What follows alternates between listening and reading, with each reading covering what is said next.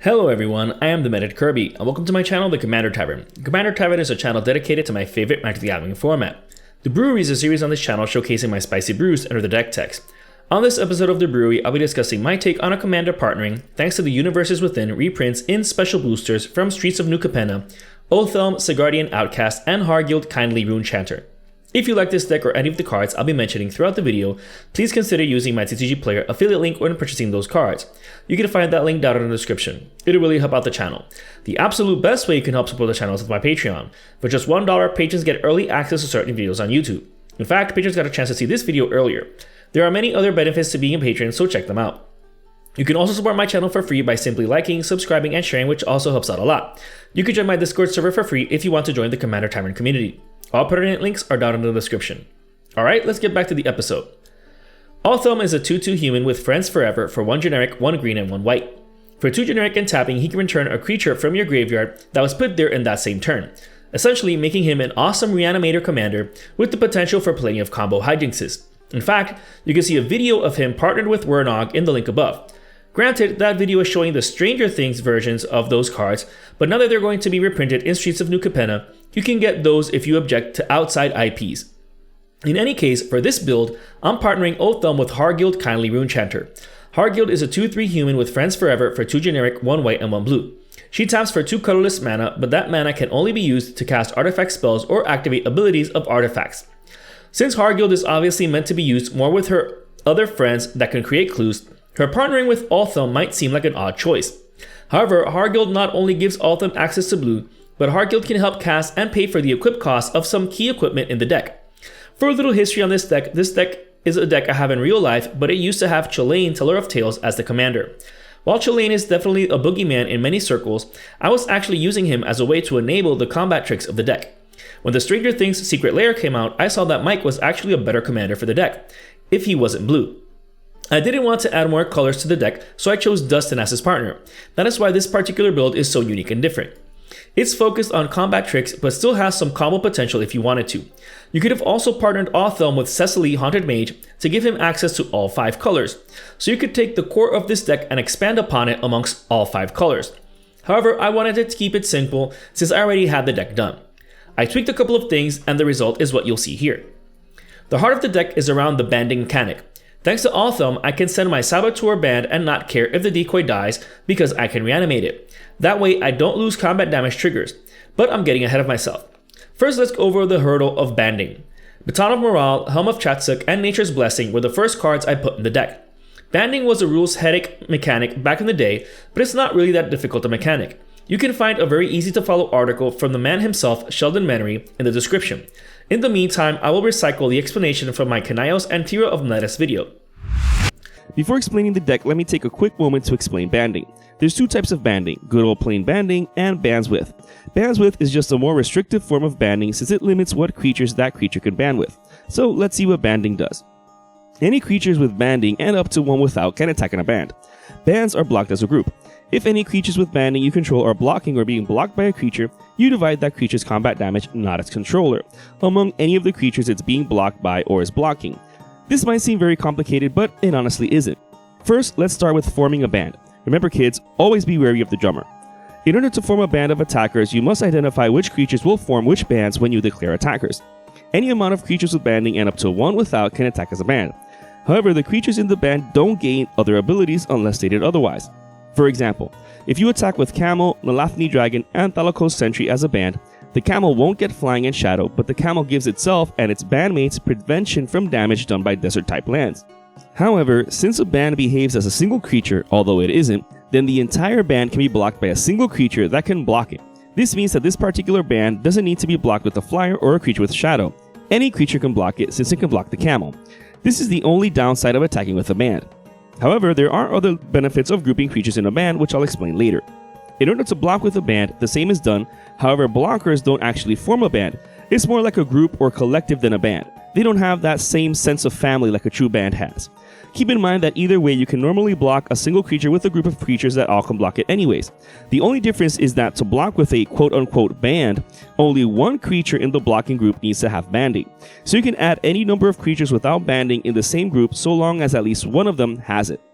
In the declare blocker step, you identify which creatures will be used to block with which attackers, and then you take into consideration which blockers have banding when the combat damage step comes. Now that we've seen how to form bands, let's see what happens during combat.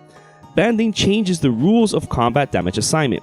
What this means is that it changes who decides how combat damage is assigned during the combat damage step. Since the attacker decides how combat is assigned to blockers, this doesn't change what happens when you attack. However, you get to choose how the defending creature assigns its combat damage amongst the creatures in the attacking band. This means that you can divide the damage in such a way to prevent any one creature from being killed in combat, or whatever other things you want to do with that.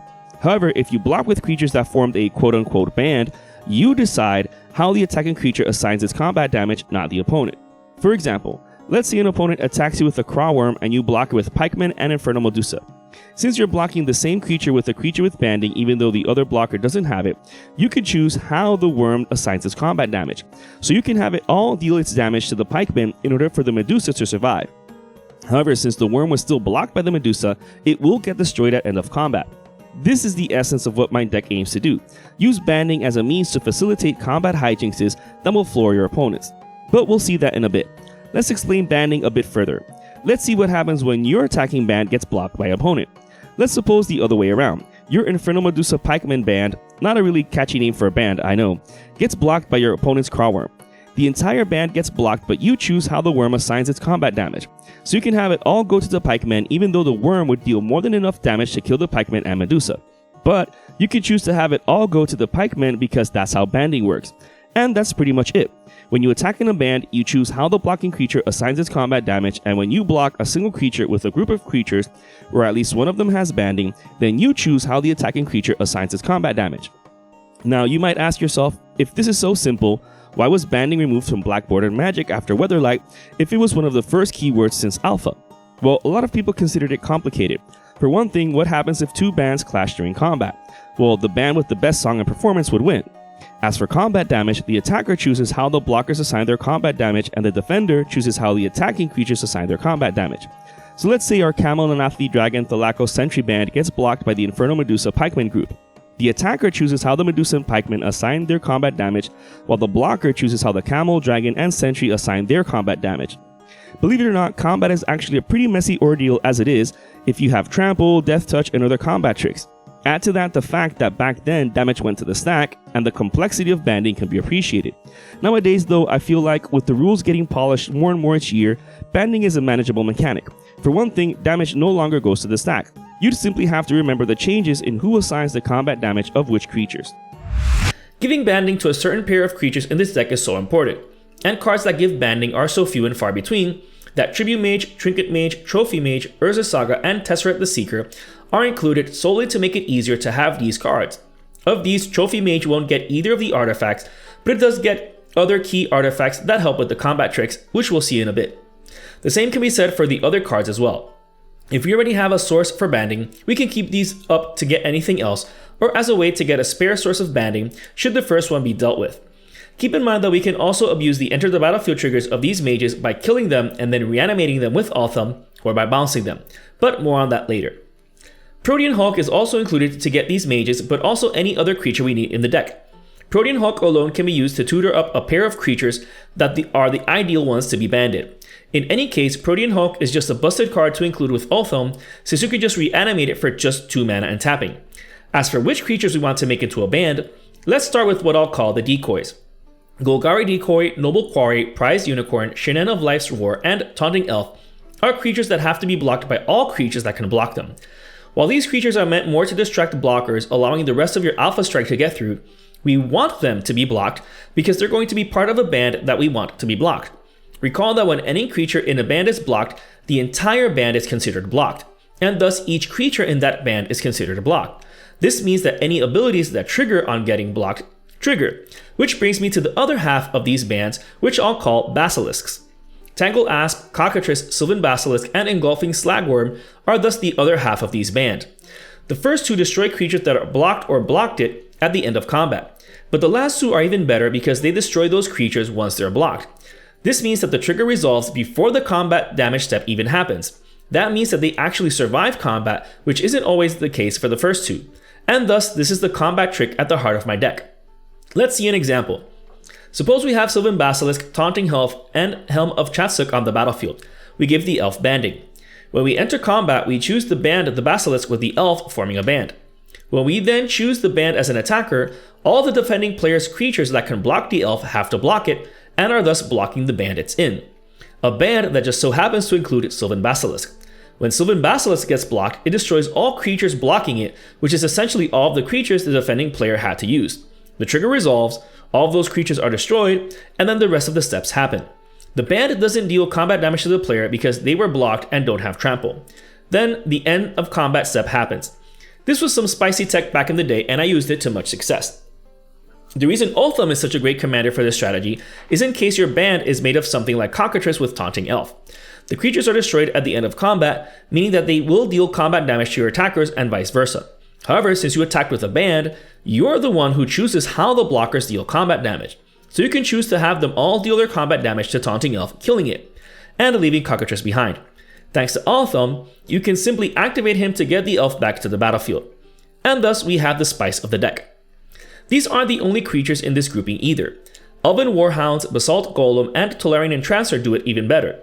They're great since they bypass indestructibility and regeneration. Of these, Elven Warhounds is incredibly oppressive since it top decks blockers once it's blocked, so it survives combat by not receiving combat damage. So banding this with a decoy is a surefire way of not only clearing your opponent's boards of creatures, but the loss of tempo is brutal since all their creatures are going to the top of their library. Basalt Golem is amazing since it forces your opponents to sacrifice the blockers, bypassing indestructibility and regeneration as I mentioned earlier. Tolarian Entrancer is another amazing one since it steals the creatures blocking it. Unfortunately, unlike the Warhounds, the Golem and Entrancer trigger at the end of combat. However, besides Othelm, there are plenty of other ways to protect these creatures while also still having their abilities trigger, but we'll see those effects in a bit. Oran Frostfang is another way to sort of get this effect by giving all of your attackers Death Touch. Either way, whether you attack in a band or not, as the attacking player you choose how your attackers deal their combat damage. So worst comes to worst, band a decoy to a big enough creature and then swing in. Assign 1 point of damage to each blocker and you can potentially wipe them that way. In any case, the Frostfang is still an amazing card because we also draw a card off of each creature getting through, which should be the best of my creatures since the decoys are, well, being a decoy. Tempting Lycid and Nemesis Mask also help in turning any creature into a decoy. Keep in mind that even though the Lycid becomes an aura when you activate its ability, since it is an aura, it'll go to the graveyard when the creature it's attached to leaves the battlefield. So make sure you pay the green mana to end its effect in response, otherwise you'll lose it too. Nemesis Mass is one of those key artifacts that I mentioned earlier with Trophy Mage. There's another one which we'll see in a bit. Odric Master Tactician is another way to manipulate which creatures block and how they block. His only downside is having to attack along with 3 other creatures.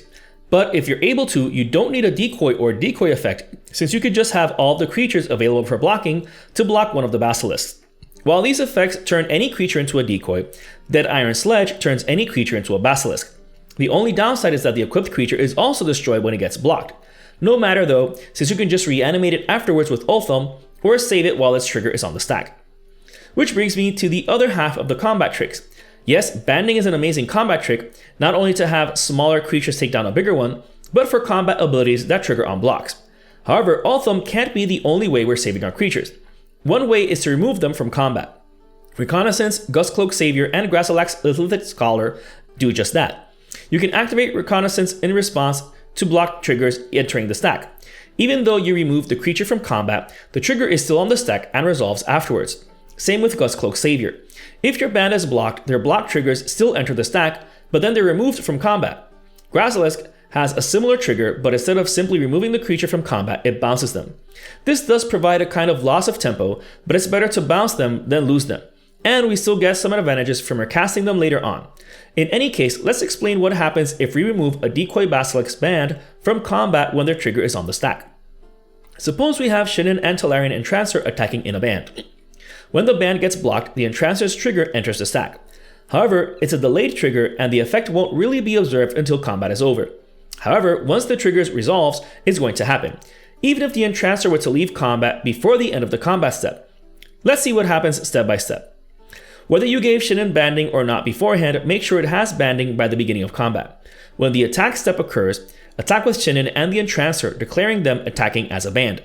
When the blocker step occurs, Your opponent must block this band with all creatures that can block it. The Entrancer's trigger thus enters the stack before the damage step even happens. However, so does Gustcloak Savior's trigger. It doesn't matter in which order we resolve these two triggers. However, with both of them resolved, the damage step occurs. The creatures involved in this attack and block neither receive nor deal combat damage, since Shinen and the Entrancer have been removed from combat. However, this is the most important thing to understand. When the end of combat step happens, since the Entrancer's trigger successfully resolved, its delayed effect now takes place and you gain control of all of those creatures that blocked it. This is the other half of this spicy deck. Not only are we attacking in a band to make the most of these busted abilities that trigger on getting blocked, but we're also saving those creatures from dying in combat, thus nullifying its only drawback. Maze of Ith and Labyrinth of Skullfoss do something similar, but it can only be once per creature since it requires tapping. Keep in mind that when you remove a creature in a band from combat, only that creature will be removed from combat and not the entire band. So these two lands should be used to protect the creature you want to keep around most from that attacking band. Chalain, Teller of Tales is another way to protect these creatures, as I mentioned in the beginning of the video. What I would do is bounce the Basilisk in response to its trigger entering the stack. That way only the decoy would die in combat but not the Basilisk. I did it this way since the decoy creatures tend to cost less than the Basilisk. In any case, bouncing creatures with Chalain around is still useful since you trigger him when you recast it later on. However, Othelm and Hargilde are definitely the best choices at the helm of this deck than Chalain.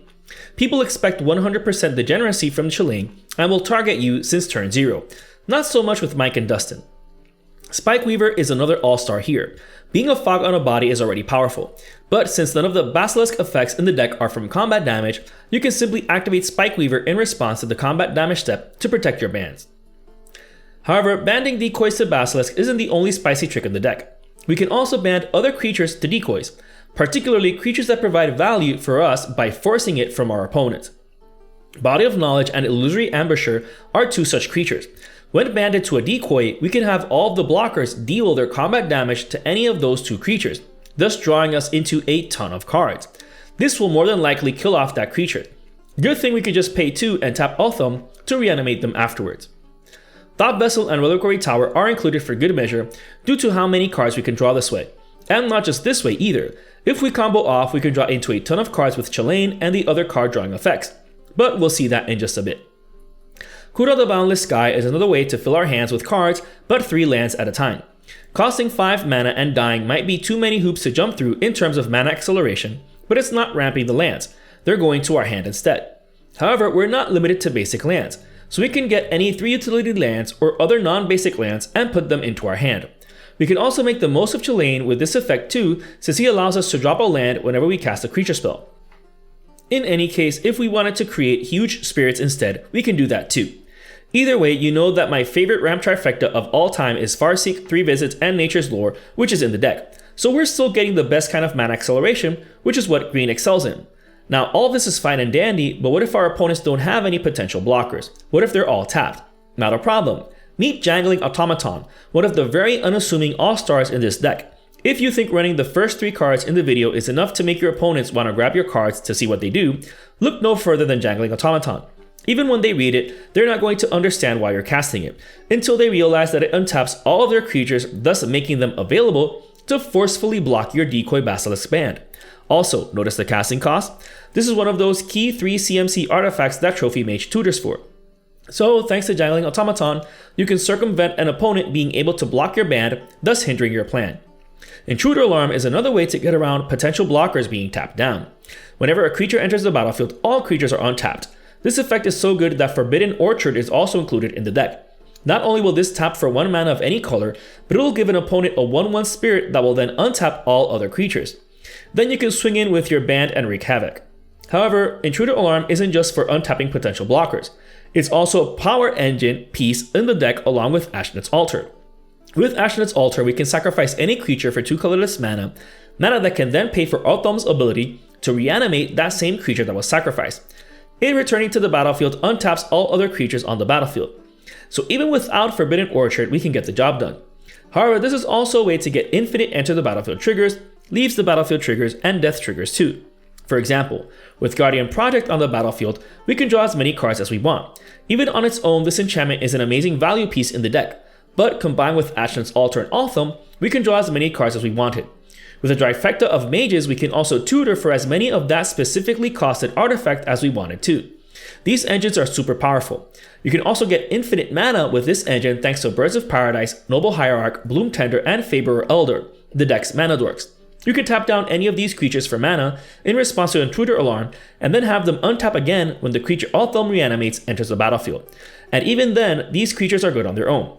It's a shame Soul Ring doesn't untap thanks to Intruder Alarm, but it's fine, being able to untap either Bloom Tender or Faberer Elder with Intruder Alarm is good enough. While we saw all of the combat tricks of the deck naturally wins by simply attacking into empty boards. The games are faster if we're sealing all the creatures instead of destroying them, but locking opponents out of keeping any creatures means eventually killing them via combat damage each turn. Keep in mind that there are plenty of 2 creature bans that achieve this, so attacking each opponent with one such ban means unlimited one-sided board wipes. However, there are ways to interrupt our plans. One of them is getting alpha striked ourselves. Wall of Glare helps with just that. Once the table realizes that they have to attack with all their creatures in order to not have them available for blocking, that's bad for us. Fortunately, this wall can block any number of creatures and then be reanimated with Othelm afterwards. We do also have Spikeweaver, so keep that in mind as well. Unfortunately, if Wall of Glare and another creature blocks as a band, we can't have that banded creature blocking the same number of creatures for their blocking effects. So you can abuse Cockatrice this way, for example, only for attacking. Speaking of attacking, what if we're trying to get through to an opponent hidden behind a massive pillar fort? Trigon Predator and Soltari Visionary can help deal with that. While the Visionary is much harder to block since it has Shadow, it can only destroy enchantments, whereas Trigon Predator can also destroy artifacts. If you have this in the early game, you can destroy mana rocks and then late game deal with any other artifact or enchantment, so they're still useful on their own. Oko Thief of Crowns can also deal with artifacts as well as creatures. He's not the most busted planeswalker in recent history for nothing. Being able to turn any artifact or creature into a vanilla 3/3 is super powerful and helpful to then get rid of them with the combat tricks mentioned throughout the video. Then, when there are no more threats, we can just spam his food creating ability, which can either gain us life or be turned into 3/3 Elks to further their beatdown strategy. His ultimate isn't really that used here, but we're fine with just the first 2 abilities, especially with Liquid Metal Torque in the deck. Not only is this a mana rock for the deck, but this can also be used in conjunction with Hargilde's ability, since Hargilde's mana can be used to activate artifacts. You can turn Othelm into an artifact and then use Hargilde to pay for his ability. But it's best used with Oko too, since it helps him turn any permanent into a vanilla 3/3. This rock does some serious work. Generous Gift, Beast Within, and Cyclonic Rift can also deal with defensive effects, albeit any cards really. The first 2 in particular, since they can hit lands that remove attackers from combat. We want to be the only ones doing that. And overloading Cyclonic Rift doesn't really require any explanation. Swan Song and Fierce Guardianship help with preventing the card become a problem in the first place since it can be countered. Granted, they can't counter every spell, but creatures aren't a problem in this deck. As for our own protective effects, Guardian Augmenter and Asceticism give hexproof. Asceticism in particular is amazing because it can be used to regenerate our creatures. With enough mana, we can regenerate our board from board wipes without the can't be regenerated clause. However, more important than that, it can regenerate the creature in the band, taking all of the damage. So this is also part of the combat tricks of the deck. The deck having 2 commanders makes Guardian Augmenter a no-brainer, especially since we might eventually win via commander damage if it gets down to it. Swiftfoot Boots and Lightning Greaves are also included, but these are ubiquitous equipments in commander decks. That being said, they're another source of protection that can be paid for with just tapping Hargilde, which is another reason she's in the deck along with Othelm. Teferi's Protection and Heroic Intervention, so more ubiquitous includes, helps our board state altogether. Last thing we need is our niche cards being dealt with by opponents. Then again, if that were to happen, the deck's running Eternal Witness and Rift Sweeper as recovery pieces. Since they have these effects on entering the battlefield, we can use them along with the infinite engine of Intruder Alarm, Ashland's Altar, and Othelm to get infinite triggers. That way we can recover our entire graveyard as well as shuffling all exiled cards into our library. Mistveiled Plains is another way to recover cards from our graveyard into our library. Not only does it not take up a slot in the deck, but it's fetchable as well. Even if cards are put into our library, it doesn't matter, since we could just recur any of the 3 mages to get those key cards back. The rest of the deck is just the rest of the lands. The deck's running all 9 fetch lands, all 3 shock lands, all 3 snow duels, all 3 opponent lands, Spara's Headquarters, Treva's Ruins, Command Tower, Reflecting Pool, and Ancient Tomb, as well as 2 forests, 2 islands, and 1 plains. The deck isn't running that many basic land ramp, but Blood Moon effects are a thing, and unless we have mana dorks in play, they will wreck our mana base. This brew is just an idea of how to build around Othelm with Hargilde. As I mentioned in the beginning of the video, while Othelm is the R-star of the shore, Hargilde is still useful apart from just adding blue. If you wanted to add more colors, you could partner Othelm with Cecily and get access to black, blue, and red. But Cecily will do less for the deck apart from drawing you a card during combat, which is still fine since she'll be protected with all of the effects in the deck. You just won't be making the most out of her ability here. That being said, I love the banding mechanic, and these are the colors for banding anyways. If you're interested in the deck list of this spicy brew of mine, you can find a link to it down in the description. I would like to thank all my patrons for supporting me, and a quick shout out to all my higher tier patrons, the brewers, for their patronage. I'd also like to thank anyone using my TCG Player affiliate link. That also helps out the channel. And to everyone, thanks for watching this episode of The Brewery on the Commander Tavern. I am the Meta Kirby, and happy brewing.